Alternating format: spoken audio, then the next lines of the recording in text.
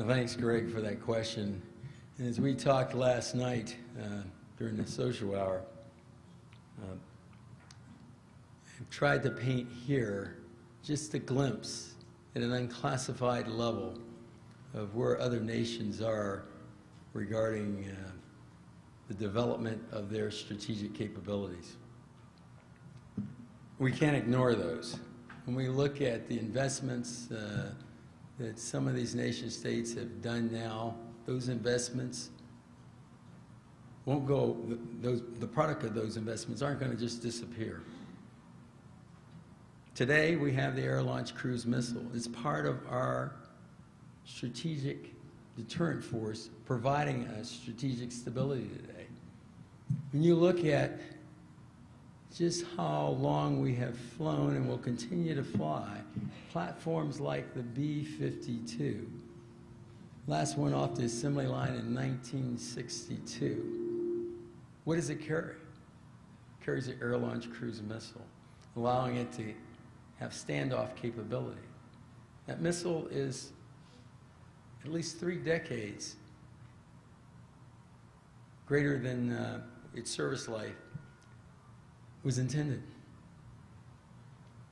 So just by default, let that decay away would, in my opinion, be irresponsible as a nation.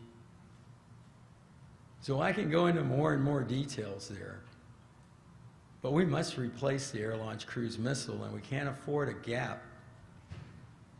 I've read some disturbing claims that having an air-launched cruise missile is destabilizing. And how long have we had it? So I find it really distasteful from my military career of 38 years in working in this business and almost 3 years of U.S. Strategic Command this time, that we would allow these kinds of discussions to be simplified into something like that without putting all the facts on the table. And I look at the hard work that was done in 2010 in a nuclear posture review and a purge in the Pentagon at the time frame where I was able to see it firsthand. I was really proud of the richness of reviews that were done back then, when you might say our strategic environment was a little bit different than what it is today. We looked at all kinds of things, dyads, and really looked at the value of all those parts and pieces that I tried to explain to you as part of our nuclear deterrent force.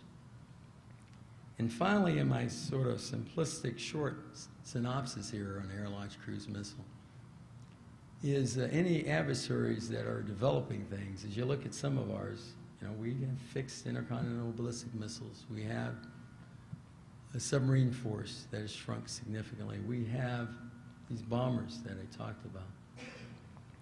Where some of the other nations are modernizing that capability, not only have cruise missiles, but also have mobile strategic rocket forces.